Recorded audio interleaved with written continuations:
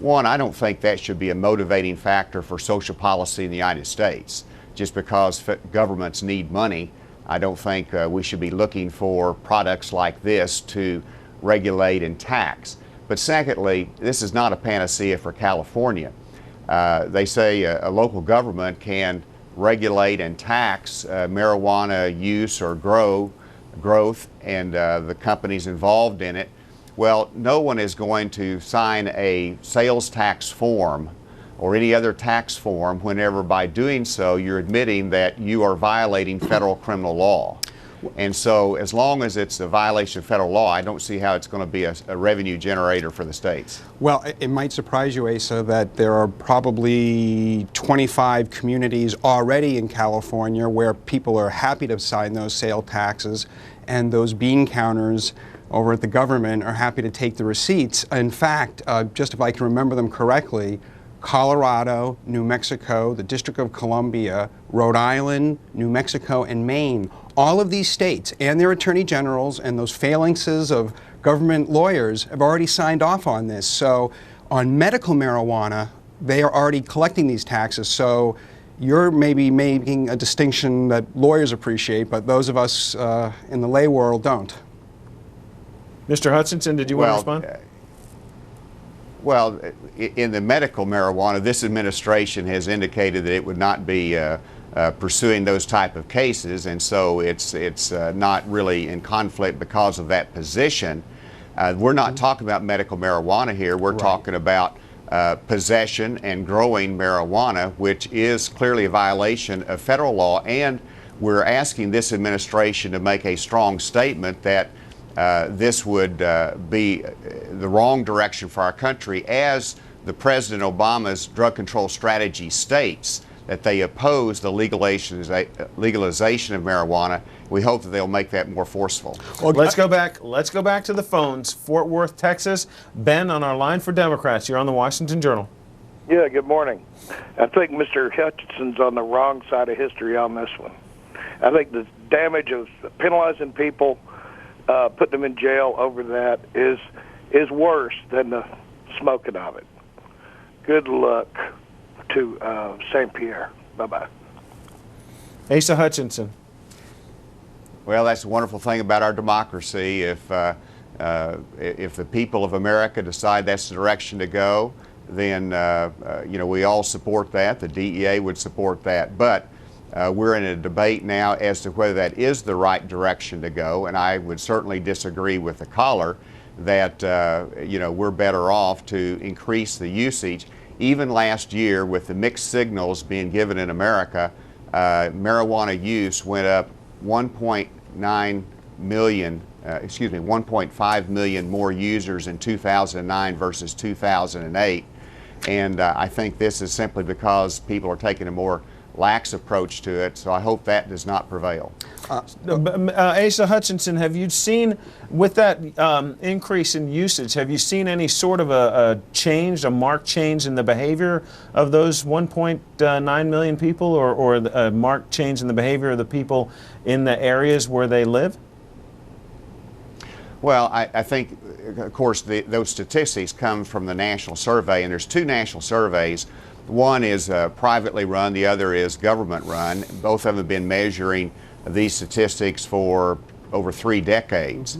But in terms of, yes, you have to look at emergency calls, you have to look at treatment statistics, you have to look at driving under the influence statistics, you have to look at productive statistics in workplaces. All of those, I believe, would be impacted by increased usage, and you'd have to look at those statistics.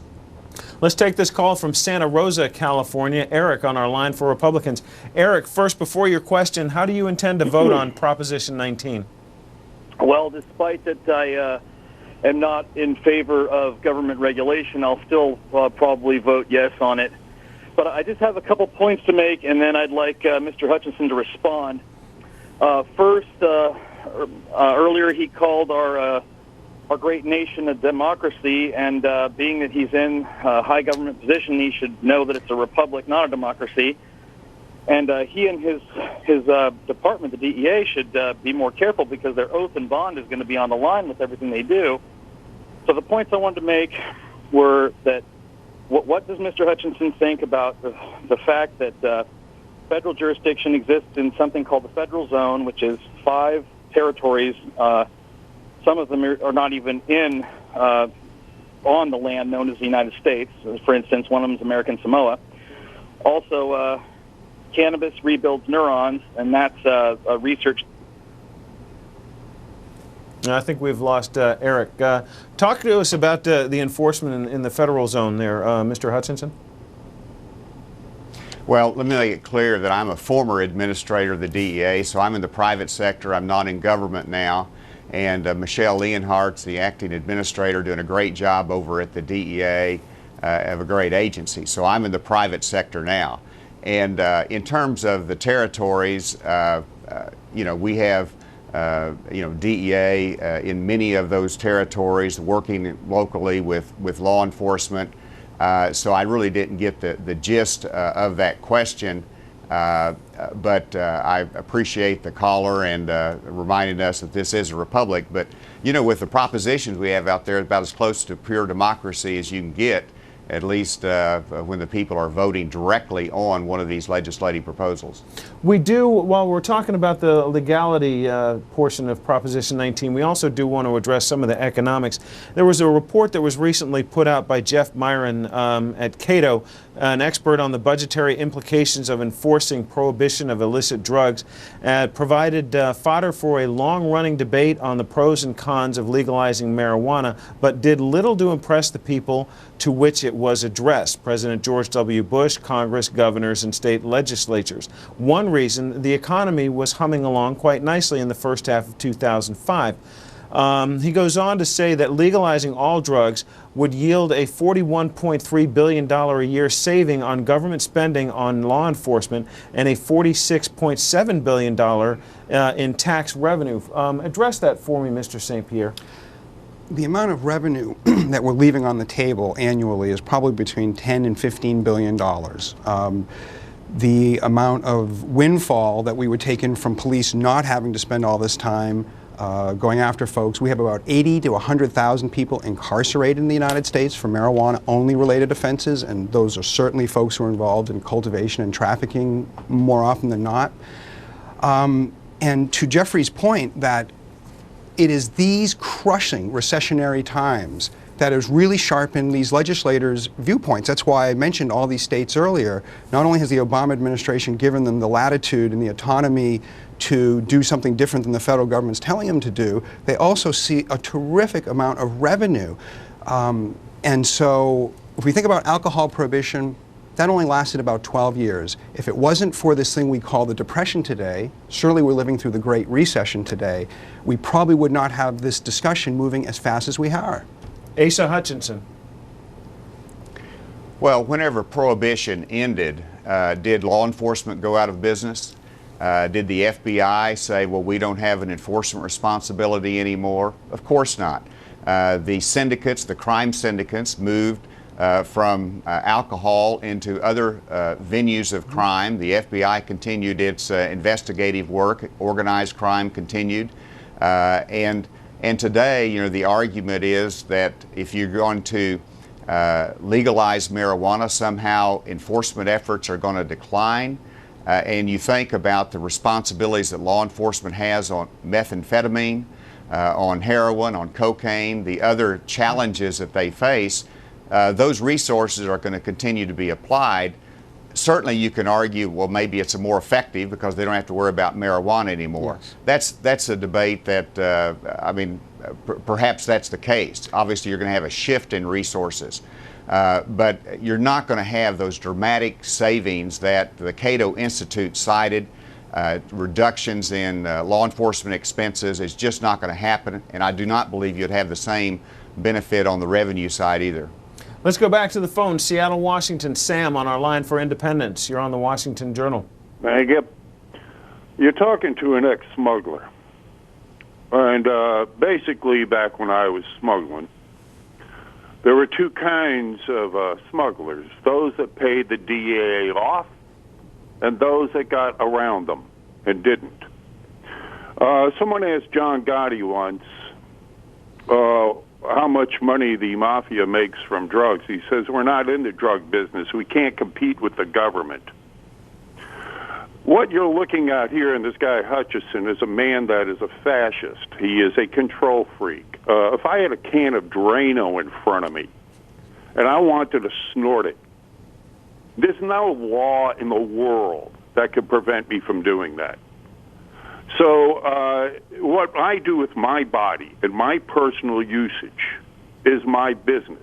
And the only reason that we have any drugs illegal at all is so that the government can control us, the government can go ahead and make criminals out of us, and the government can enslave us. So you're looking at this man, Hutchinson, who is a top, he's a mid-level criminal organizer. Asa Hutchinson, former administrator of the Drug Enforcement Agency. Your response, sir? Well, I have extraordinary gratitude for the service of the D.E.A. agents out there. They do great work, and I certainly would challenge the caller's question about bribing D.E.A. They are tremendous integrity, and you know, obviously when you look at Mexico and some agencies, there are problems, but they're addressed very aggressively, and that's one thing that's great about America. I think we do have a great deal of integrity in our criminal justice system. You know, he certainly makes the point about the libertarian viewpoint that you want government controlling the actions of individuals, and I think we've made a judgment in our society that you know, on cigarettes, you know, the libertarian view is, you know, government shouldn't be involved. That's a personal choice. But we make requirements on warnings. We educate people on the danger of that. We restrict the use of that in public places. And so I think our society has crossed the line that, you know, we have to balance that. And when society as a whole is tremendously harmed by illegal drug use, then it's certainly appropriate for us as a society to govern those actions. Brownsville, Texas, you're on the Washington Journal with Asa Hutchinson of the formerly of the DEA, and Alan St. Pierre, the executive director of the National Organization for the Reform of Marijuana Laws. Go ahead. Well, first of all, I'm completely think the opposite of what your last caller just stated. I believe Mr. Hutchinson is a very dedicated law enforcement, or at least was a law enforcement agent, and being that I live on the border with Mexico, right in Brownsville, and the war exists all around me. It is a war that we seem to be losing, and I can tell you, I can drive you around. I can tell you, look, there's a drug dealer, there's his house, and who is not a drug dealer, because I was born and raised here all my life. You know, I see people come from Mexico with nothing, and they start smuggling, and within a year, they are very, very wealthy, and you can spot them. You know, I'm an American, I was born in America, and I can tell you who is legal, who is illegal, who's selling pot, and a lot of times with law enforcement, because they have to have overwhelming evidence, can't just walk in and take them down.